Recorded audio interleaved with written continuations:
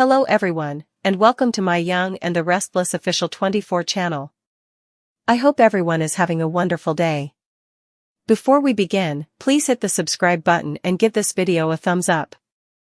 The week in Genoa City begins with a thunderous storm both outside and within the walls of Newman Enterprises, as the long-buried truth about Audra Charles's past finally bursts into the light. For months, whispers have swirled about Audra's true identity, her uncanny connection to Victoria Newman, her unspoken tension with Cole Howard, and the unexplainable pull she's always felt toward the Newman family. But now, after years of deception, misdirection, and haunting secrets, the shocking DNA truth explodes across Genoa City. Audra Charles is the biological daughter of Cole Howard and Victoria Newman. It all begins when Cole, still haunted by his past with Victoria, finds himself increasingly troubled by the way Audra seems to echo fragments of a life he once lost. There's something about her determination, her confidence, even the subtle tilt of her smile, that sends him back to a time when he and Victoria were young, reckless, and madly in love. They shared everything, including dreams of a family that tragedy stole from them. Their daughter, Eve Nicole Howard, was believed to have died as an infant, a heartbreak that shattered both parents and ended their relationship for good. But as the truth comes roaring back, the unthinkable surfaces. What if Eve never really died? Victoria's world begins to crumble the moment she receives an encrypted email from an anonymous sender. It contains a single attachment, a DNA report. Confused and alarmed, she opens it to see her own genetic markers matched to Audra Charles with a staggering 99.9% probability of maternity. Her first instinct is disbelief, followed quickly by panic. Who would send her something like this? Why now? And why Audra? She storms out of her office, her hands trembling, as her entire body is consumed with memories of the daughter she buried decades ago. Every step she takes through the sleek halls of Newman Enterprises feels heavier, colder, as though the walls themselves are closing in with the weight of the past. Meanwhile, Audra is in the boardroom, exuding her usual confidence, discussing a high-stakes acquisition with Nate Hastings and Adam Newman. But she falters when Victoria bursts in, her voice shaking, her face pale as snow. "We need to talk," Victoria demands, her tone commanding but broken. The entire room falls silent. Audra's brows furrow, confusion, curiosity, and maybe even fear flicker in her eyes. "About what?" she asks, though her tone wavers.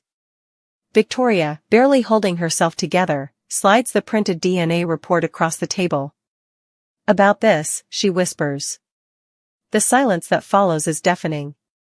Audra's eyes scan the document, and for the first time since she arrived in Genoa City, the woman who could outtalk, outmaneuver, and outthink anyone in her orbit looks utterly speechless.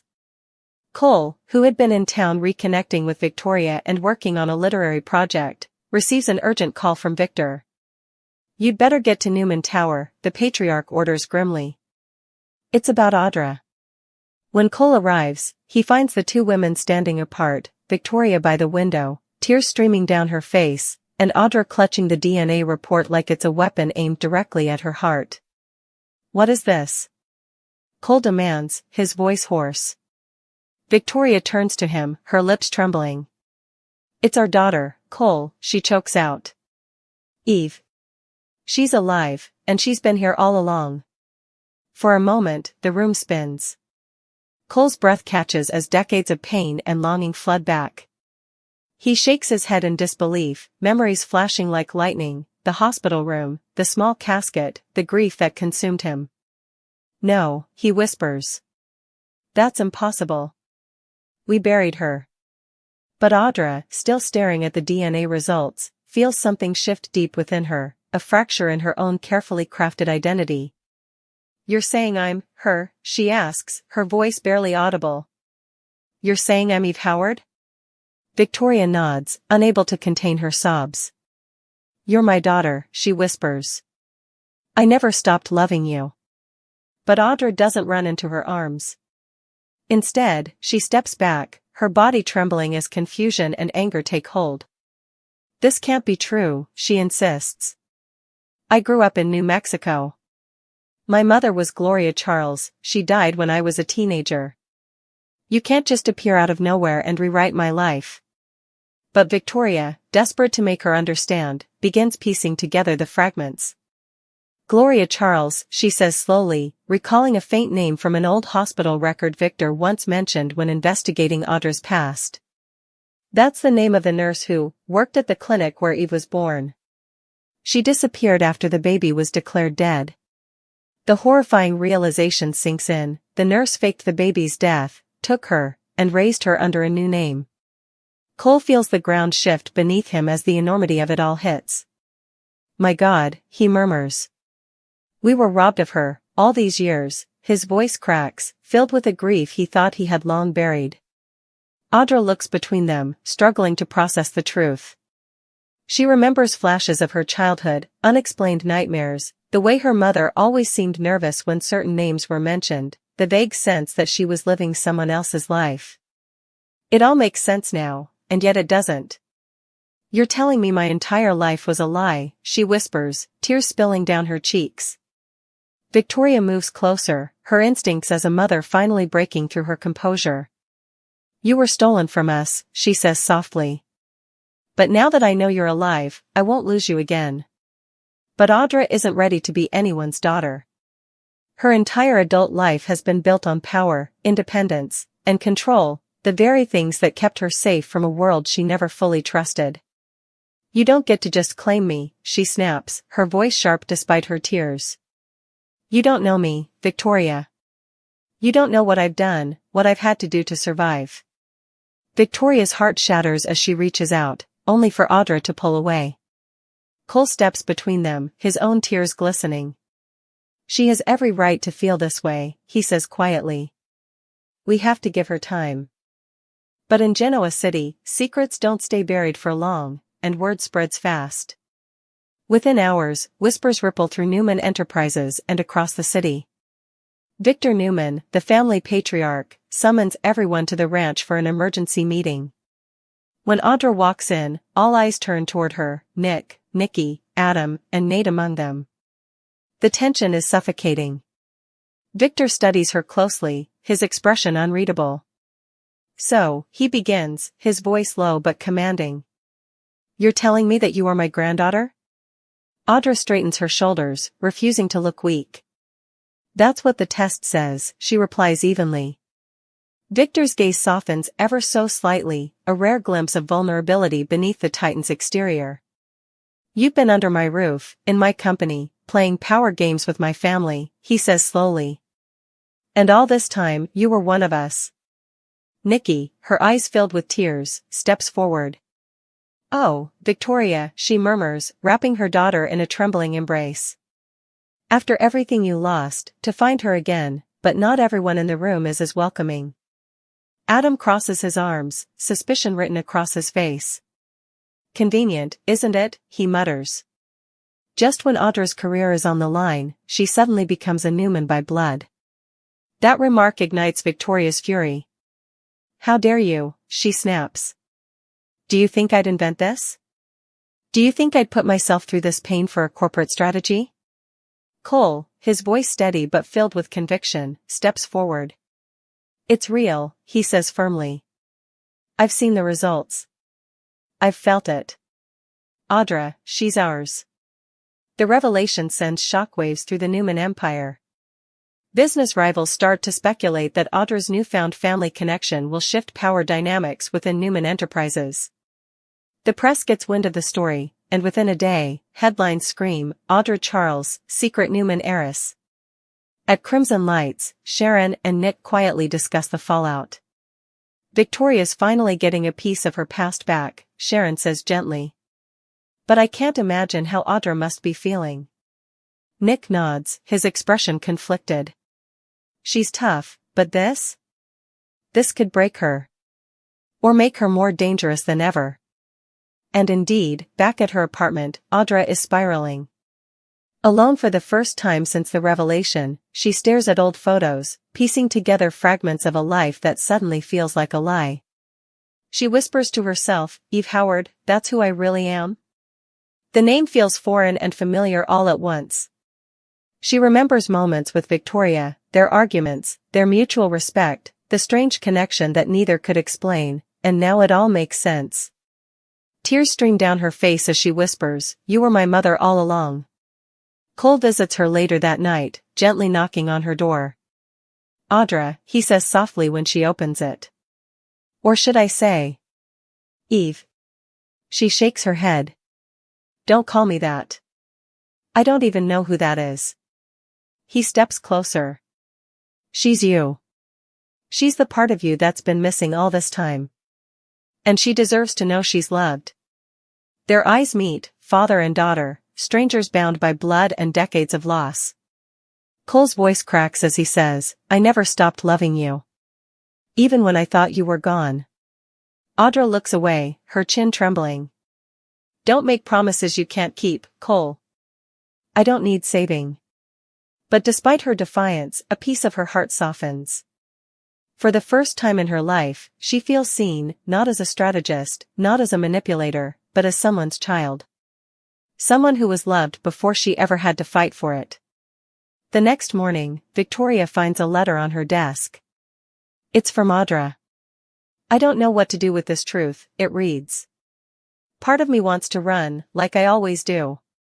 But another part of me, the part that looks at you and sees the woman I could have been, wants to stay. Maybe one day I'll be ready to call you Mom. Until then, please don't stop believing in me." As Victoria reads those words, tears spill freely.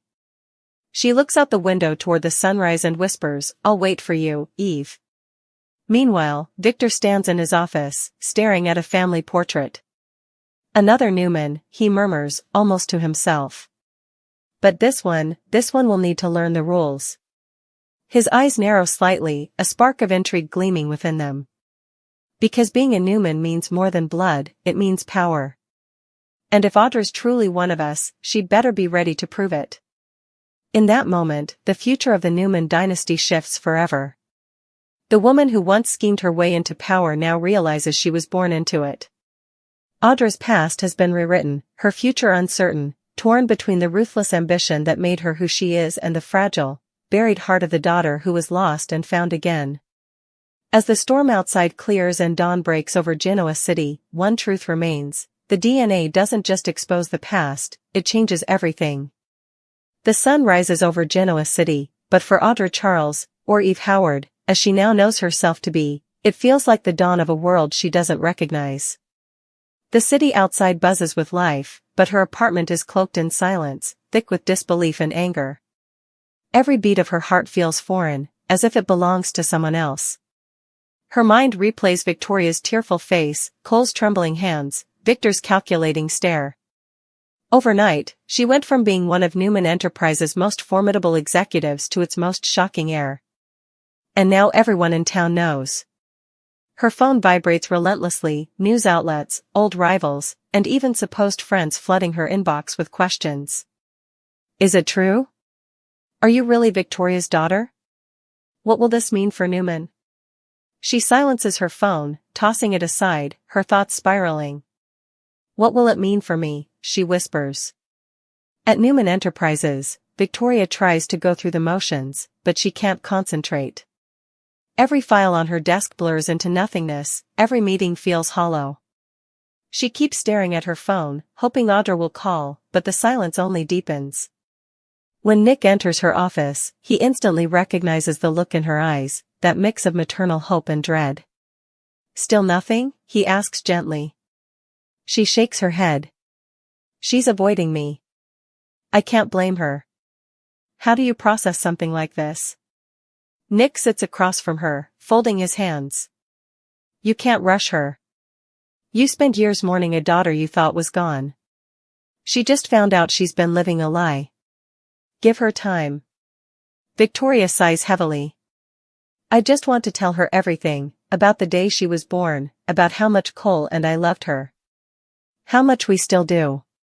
She deserves to know that she wasn't abandoned. Her voice cracks. She was stolen. Nick's expression hardens. Then find out who did it. Someone took your baby and built Audra's whole life on that lie. Don't let them get away with it. Those words light a spark in Victoria. She picks up her phone and dials Cole. We need to go back, she says, her voice trembling but resolute. To the clinic. To where it all started. Meanwhile, Audra stands at Chancellor Park, staring at the memorial fountain. She clutches a photo she found tucked inside a file Victoria had sent her weeks ago, a picture of baby Eve, wrapped in a pink blanket. The resemblance is unmistakable. Her breath catches. She remembers flashes of that same blanket from her childhood, the one Gloria said she'd been given at the hospital. It was never a random gift. It was a clue she'd ignored her whole life. Audra, comes a voice behind her. She turns to find Nate Hastings watching her with concern. He approaches slowly, hands in his pockets. I wasn't sure if I should find you. Audra crosses her arms, her defenses snapping into place. Let me guess, you came to deliver Victoria's message? Or maybe Newman PR sent you to make sure I don't say anything stupid? Nate shakes his head. No. I came as your friend. I just wanted to see how you're holding up. She lets out a humorless laugh. How am I holding up? Let's see, I found out my mother isn't my mother, my father's a novelist I barely know, and my boss is suddenly my mother. Oh, and apparently I'm a Newman, which means half the city either wants to destroy me or marry me. Her voice cracks slightly on the last word. So yeah, Nate, I'm doing great. He smiles faintly, trying to offer comfort. You've always thrived under pressure. Maybe this time you don't have to fight so hard. She meets his eyes, and for a brief moment, the icy armor melts. You don't understand. I've spent my whole life fighting. For respect, for power, for survival. Every step I took, every deal, every betrayal, was to prove that I belonged somewhere. Now they're saying I've always belonged, but it feels like I don't belong anywhere. Nate nods. Maybe that's the point. Maybe this is your chance to start over, to figure out who you are without the lies. Audra's expression softens, but only for a second. Maybe, she whispers. Or maybe it's the lie that made me who I am. Elsewhere, Cole and Victoria arrive at the old private clinic on the outskirts of Genoa City, the same place where baby Eve was declared dead years ago. The building is half abandoned, the paint peeling, the halls eerily silent. As they walk through the corridors, ghosts of the past echo around them. I can still hear her cry, Victoria says softly. They told me she didn't make it. I believed them. Cole swallows hard, looking around. We were so young. We trusted the system. We trusted the wrong people. They locate the old patient records office, its files coated in dust. Cole flips through the ledgers until one name leaps out, Gloria Charles, nurse supervisor. Underneath her name, a list of maternity patients, including Victoria Newman Howard. The entry for Eve Howard has been marked deceased, file sealed. But beneath it, someone's handwriting reads, transfer complete. Albuquerque. Victoria gasps. She took her. She took our baby and ran. Cole clenches his fists. And she raised her as her own. That's why Audra's mother changed her name. She was hiding her. Victoria's eyes fill with tears, but beneath them burns a mother's fury. She stole my child's entire life. And now she's gone, no justice, no answers. But then Cole notices something else in the file, an envelope tucked between pages. Inside is a letter dated 15 years ago, written in a shaky hand. It reads. If anyone ever finds this, please tell Eve that I loved her. I didn't mean to hurt anyone. I was ordered to take her, they said the baby would be safer away from the Newmans. I didn't know who to trust. I'm sorry. Victoria stares at the letter, her voice trembling. Ordered? By who? Cole's brow furrows. Who would want to take our baby away from you? Victoria's mind spins, memories of corporate wars, of enemies Victor made over the years, of dark deals and secret vendettas. Someone who wanted to destroy us, she whispers. Back at Newman Tower, Victor receives their call. His jaw tightens as he listens. Ordered, he repeats. That means someone within our circle. Someone with access.